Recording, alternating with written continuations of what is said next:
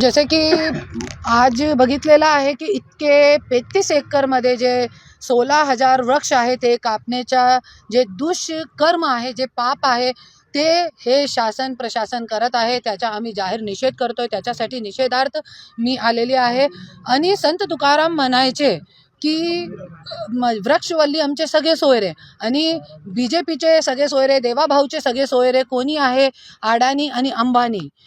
आणि त्यांना हे 35 एकर जे जमीन आहे ते वृक्ष कापून त्यांना अडाणी किंवा अंबानी किंवा गुजरातच्या कोणी गुजरातीला द्यायचं आहे.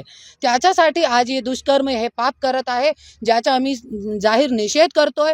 आणि जसे मी एकच वॉर्निंग देते की धर्माखाली, साधू संतांच्या नावाखाली तुम्ही हे व्यापार व्यवसाय, जमिनीचा व्यापार व्यवसाय करू नका.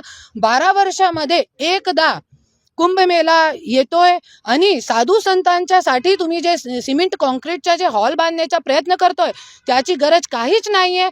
क्योंकि साधू संत जे असते त्यांचा नेचर आहे वनमध्ये राहण्याचा, तो तुम्ही टेंटची व्यवस्था करा. हे वनमध्ये ज्या वनमध्ये श्रीरामजीने तपस्या केली, खूप मोठे मोठे संतांनी तपस्या केली, ज्याच्यामुळे हे वनचं नाम तपोवन आहे. तो ते तपस्या जरी तुम्ही भंग केली तो महाराष्ट्राची जनता तुमची सत्ता गिरायशिवाय राहणार नाही आणि तुम्हाला खूप मोठा भोग भोगावं लागले याच्यासाठी.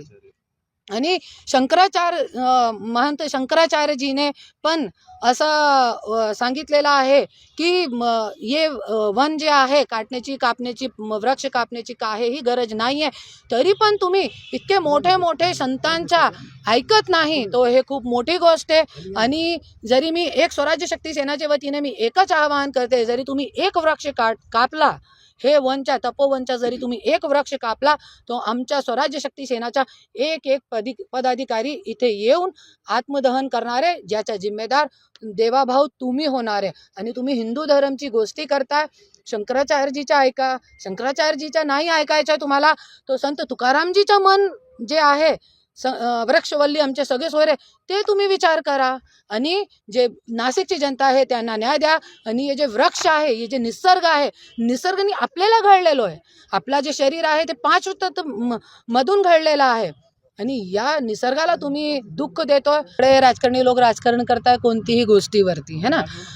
पण आमचं हे म्हणणं आहे, हे हिंदूची गोष्ट किंवा कोणत्याही धर्मची गोष्ट नाही आहे, ही निसर्गाची गोष्ट आहे.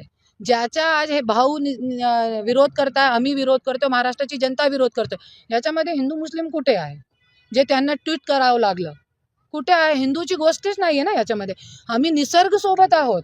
जे निसर्गाने आम्हाला घडलेलं आहे ते निसर्ग सोबत आम्ही आहोत कुठेतरी. तो आणि हे जे पेड असतात ते लिव्हिंग थिंग आहे, ते नॉन लिव्हिंग थिंग नाही आहे, ते जिवंत असतो.